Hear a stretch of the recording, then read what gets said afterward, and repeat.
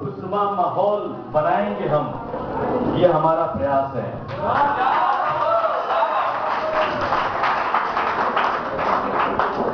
दोस्तों, यहाँ पे मैं उपस्थित हुआ हूँ कुछ गरीब बच्चों के बारे में कुछ कहने के लिए।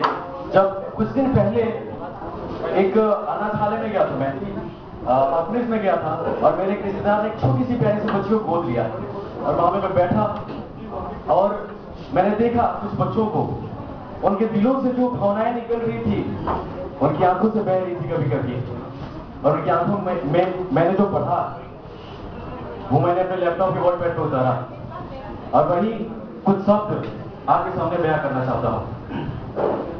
हर मुक्तक 4-5 मुक्तक लिखे हैं मैंने, और हर मुक्तक के पीछे कुछ कहानी है, कुछ सोचना है, और सोच समझ के मैंने लिखा है।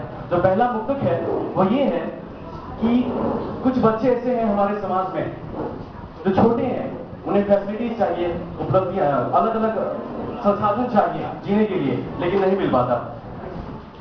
तो और अगर सुबह खाना खाते हैं तो रात को रोटी कैसे मिलेगी, इसके लिए उन्हें सोचना पड़ता है, और उसके लिए क्या क्या नहीं करना पड़ता। और हमारे समाज में कुछ ऐसे लोग हैं जो करवाना पड़ता है उनको, करवाते हैं, वो बात करवाते हैं, ये करवाते हैं, वो करवाते हैं, लेकिन कभी भी ये नहीं सोचते कि उन्हें स्कूल भेजें या फिर कुछ और करें उनके लिए अच्छा।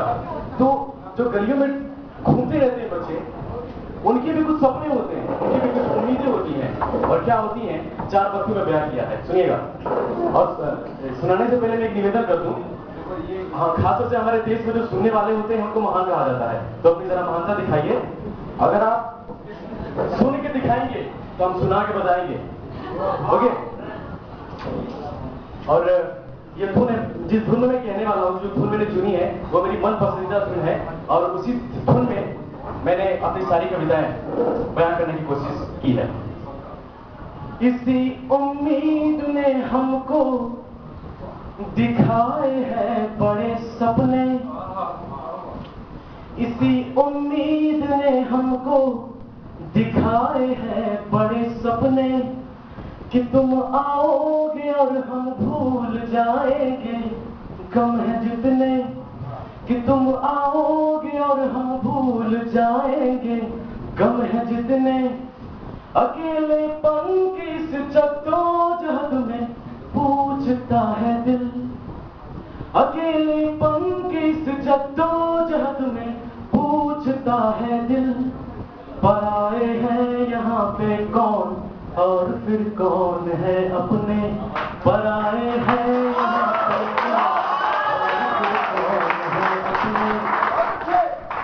दोस्तों। आज मेरी भांजी की, मेरी छोटी सी भांजी है, उसने मिस गौरी, उसका आज बर्थडे है, जन्मदिन है। सुबह सुबह मैंने उससे बात किया, और छोटे छोटे जो बच्चे होते हैं उनकी मासूमियत, जिस तरह से मासूमियत से जी रहे होते हैं, उनकी मासूम इच्छा भी होती है, बहुत सीरियल देखती है वो। मैंने आज बात में मुझसे पूछ लिया कि क्या बनना चाहती हो, मेरी प्रतिज्ञा बनना चाहती हो। मैंने कहा कि बेटा जी, जब आपकी प्रतिज्ञा ही बनना है और सीरियल में ही नाम लेना, तो ये भी कैसे मैं अफसर बिटिया बनना चाहती हूँ, अच्छा लगता था। तो मैं ये कहना चाहता हूँ कि हमारे बच्चों की तरह, हमारे घर के बच्चों की तरह वो बच्चे जो गली में घूम रहे हैं और जिनके पास कोई भी संसाधन नहीं है, वो भी, उनके भी कुछ अपने सपने हैं और कुछ कर सकते हैं। सुनिएगा। हमारे दिल में भी कुछ कर गुजरने की तमन्ना है, समझिए, उन बच्चों के बीच खड़ा हूं और वहां से पढ़ रहा हूं। हमारे दिल में भी कुछ कर गुजरने की तमन्ना है, हमें भी सायना नेहवाल और सहवाग बनना है, हमें भी सायना नेहवाल और सहवाग बनना है। हमारी भी ख्वाहिश है कि जाए चांद तारों पर, हमारी भी ख्वाहिश है कि जाए चांद तारों पर, हमें भी एक नई शुरुआत का आगाज करना है।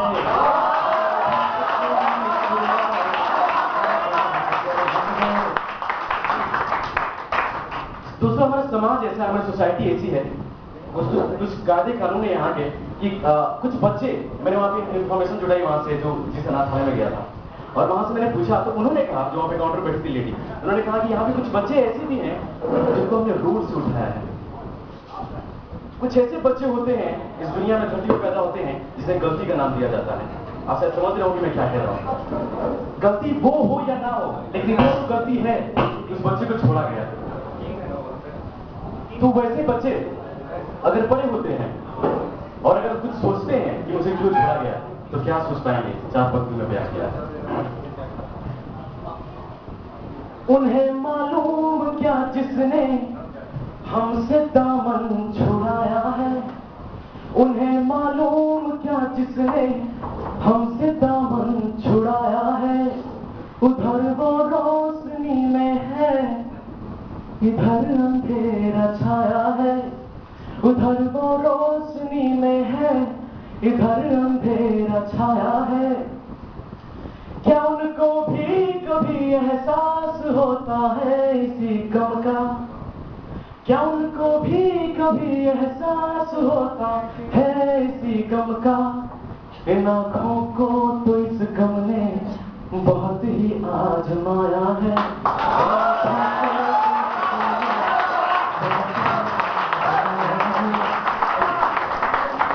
अब उन बच्चों के बीच खड़ा हूं और अपील कर रहा हूं आपसे, वो भी कुछ सोचते हैं। हमारे गम से ये दुनिया अब तलक अनजानी है।